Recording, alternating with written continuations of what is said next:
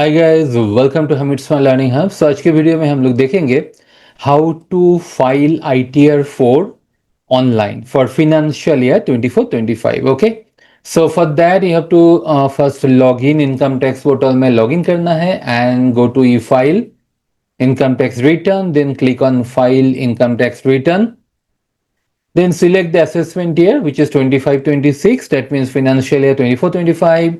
Select mode of filing online. Click to continue. Now you have to click on start new filing and select individual. Then click to continue.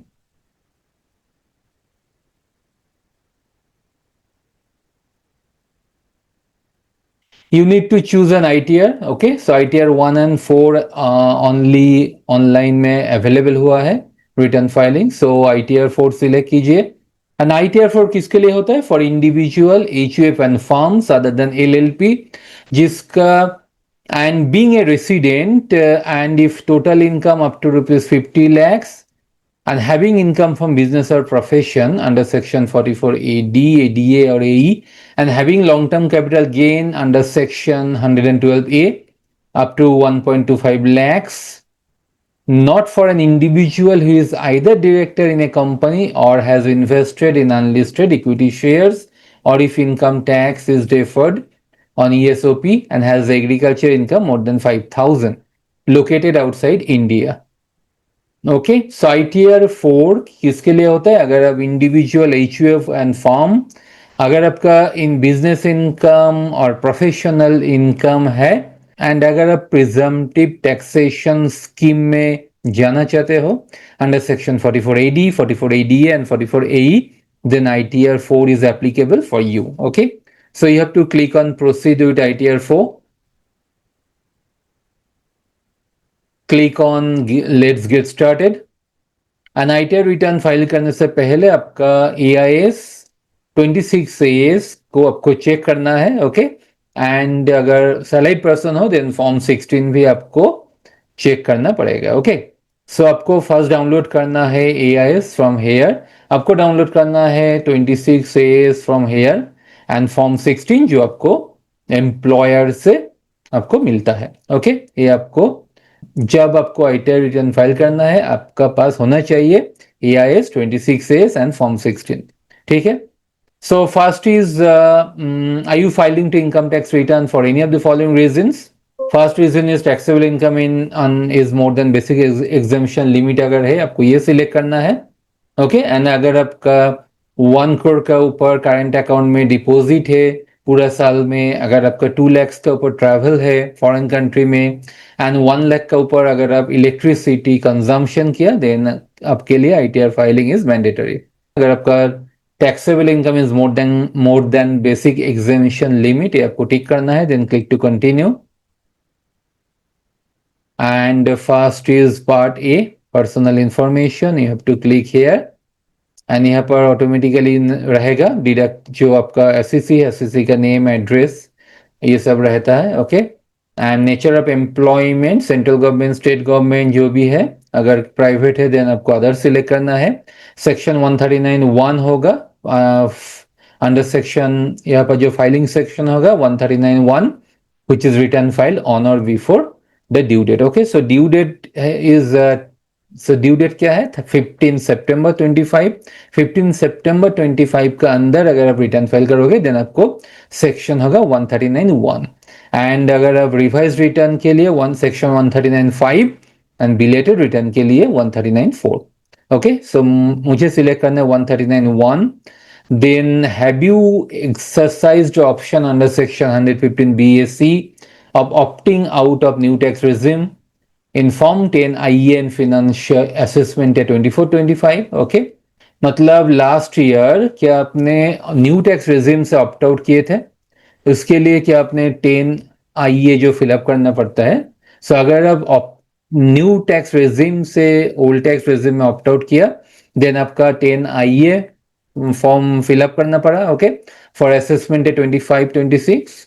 सो अगर आपको यहाँ पर ये से अगर आपने किया था देन आपको यहाँ पर जो 24-25 असेसमेंट ईयर में date of filing of form 10 IE and acknowledgement number आपको देना पड़ेगा.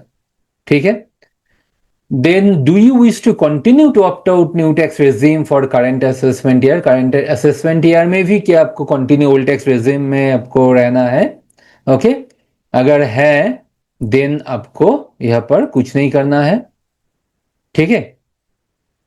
अगर यस कंटिन्यू करना है देन आपको यहाँ पर फॉर फाइनेंशियल 25-26 के लिए कोई आपको यहाँ पर date of filing and acknowledgement number नहीं देना पड़ेगा। ओके सो नेक्स्ट चीज क्या है, अगर आपने यहाँ पर सपोज आपको लास्ट फाइनेंशियल ईयर में ओल्ड टैक्स रेजिम ऑप्ट किया, नाउ दिस फाइनेंशियल ईयर में आपको new tax regime opt out करना है। ओके सो आपको यहाँ पर सिलेक्ट करना है नो। देन आपको अगर ओल्ड टैक्स रेजिम से न्यू टैक्स रेजिम में आना है फिर देन आपको अगेन 10 IEA फिलअप करना है for this financial year. Then आपको date of filing and acknowledgement number आपको देना पड़ेगा, ठीक है।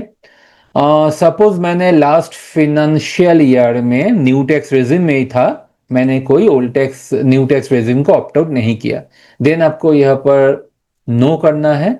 Have you exercised option 115 BAC of opting out new tax regime for assessment at 24-25? क्या आपने लास्ट फाइनेंशियल ईयर में न्यू टैक्स रेजिम को ऑप्ट आउट करके ओल्ड टैक्स रेजिम ऑप्टिंग किया था? अगर नहीं है देन आपको यहाँ पर कुछ नहीं आएगा।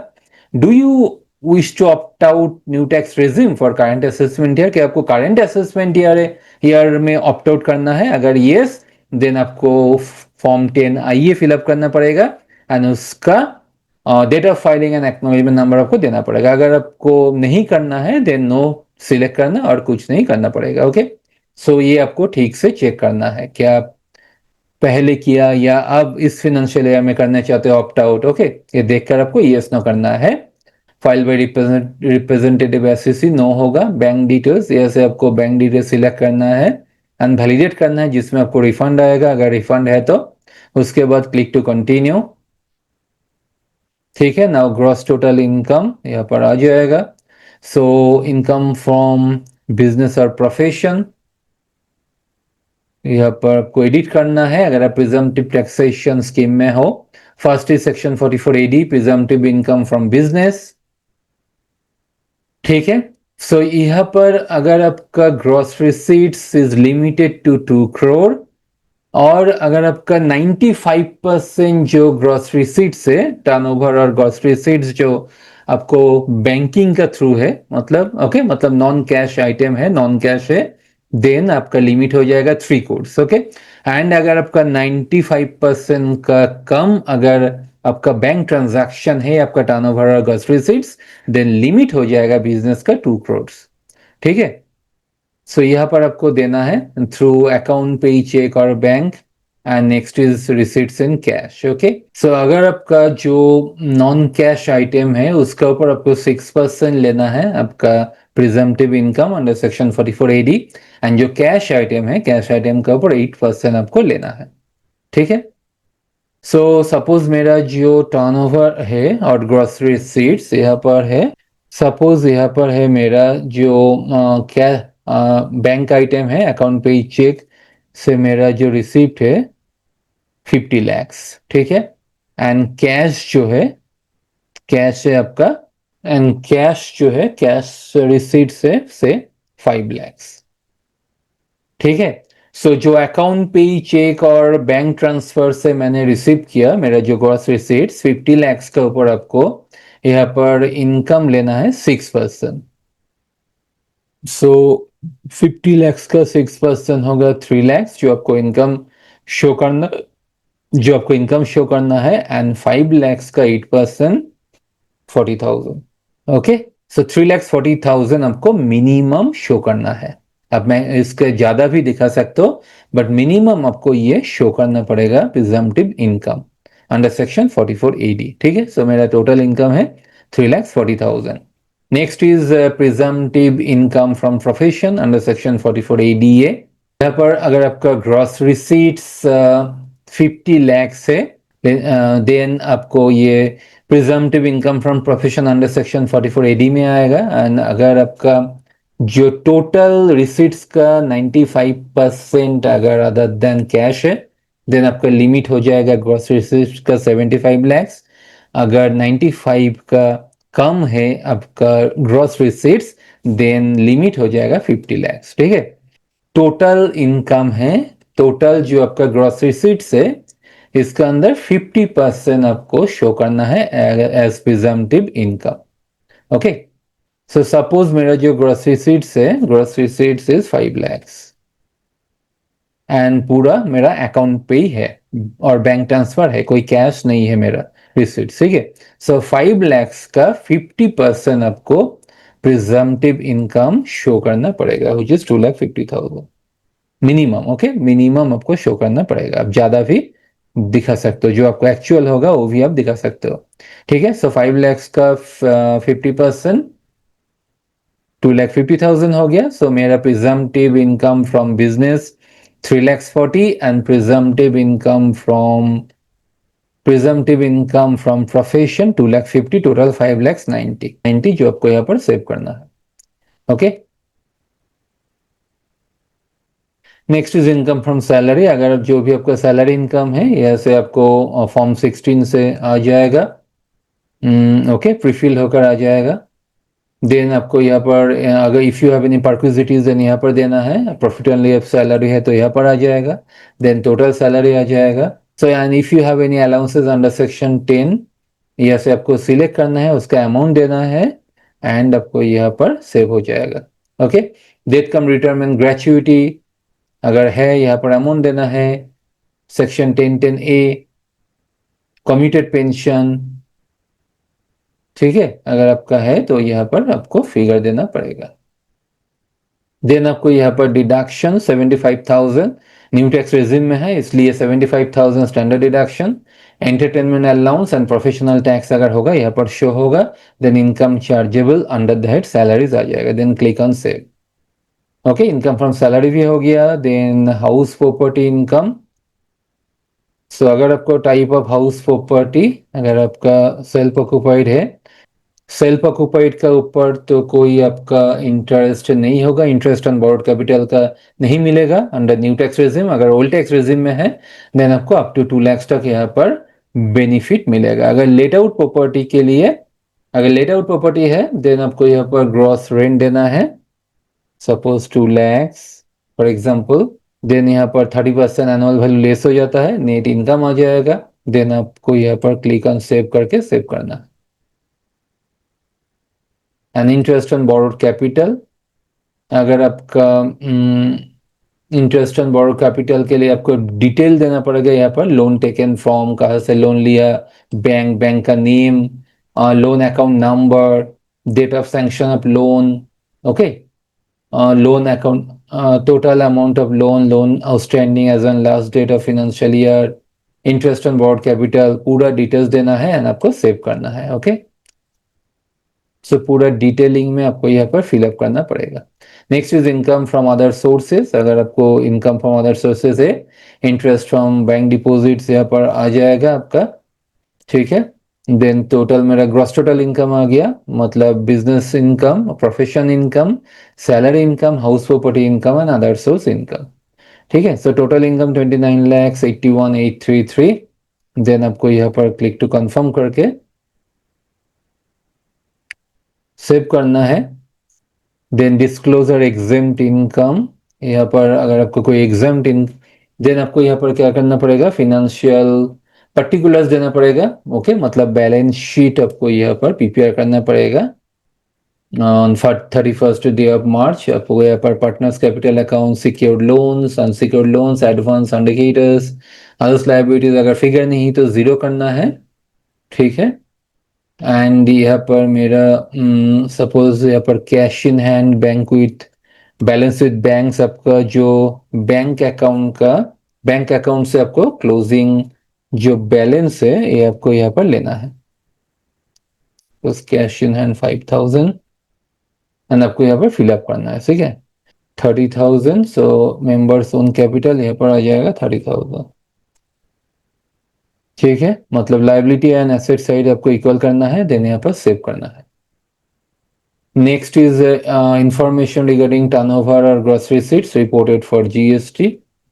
यहाँ पर आपको ब्रेकअप देना है, GST number and annual value कितना आपने लिया। ठीक है। After that, exempted income only on reporting purpose. If agriculture income is more than 5,000, then either 3 or 5, and income on which no tax is payable. अगर agriculture income is less than 5,000, then आपको यहाँ पर amount देना है and click on save. So यहाँ पर confirm करना है। Next is LTCG under section 112A, new आया है।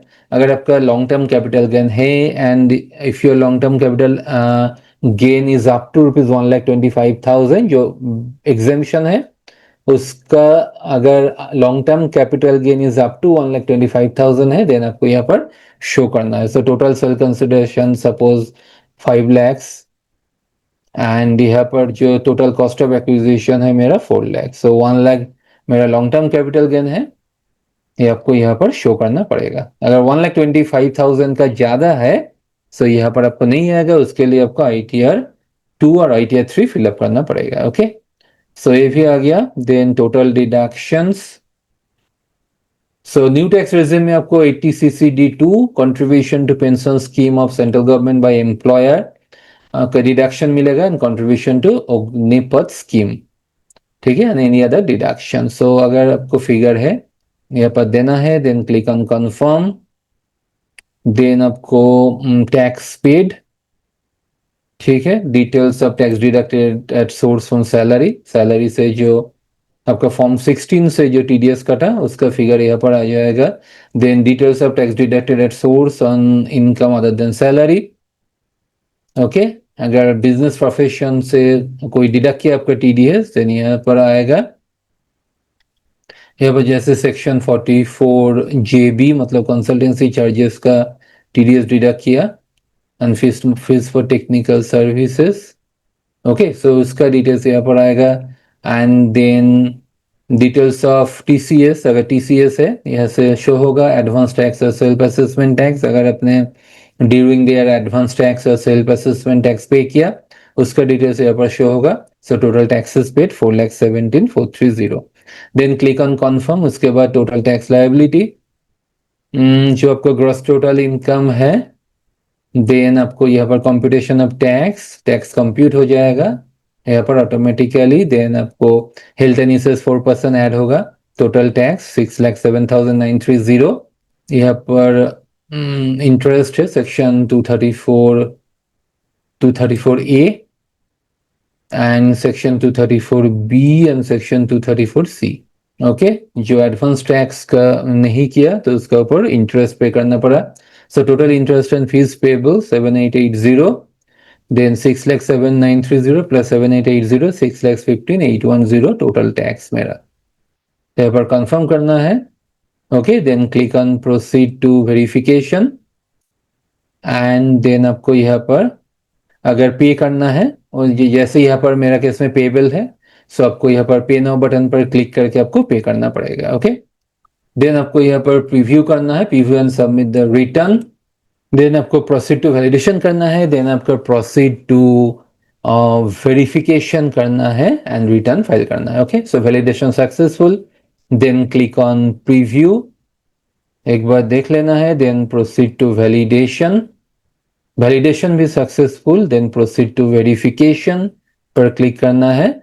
Then you can e verify now through Aadhaar OTP, you can e verify later और verify via ITR V. Okay, ऐसे करके आपको रिटर्न सबमिट करना है, देन आपका ITR 4 का ऑनलाइन में रिटर्न सबमिट हो जाएगा। ओके गाइस, सो ये है procedure to file your ITR 4 for financial year 24-25 and assessment at 25-26. And if you want to become a tax expert or tax consultant, then you can join my courses. For that, you have to go to my website hamidsmalllearninghub.com, and from you can join Tally Mastery course, TDS Mastery course, PF and ESI Mastery course, Income Tax Mastery course, Excel Mastery course, Advanced ROC, Import Export, GST, ROC, Tax Audit course. And course join करने के बाद you will also get the support for Telegram or WhatsApp group, because my mission is to help you guys.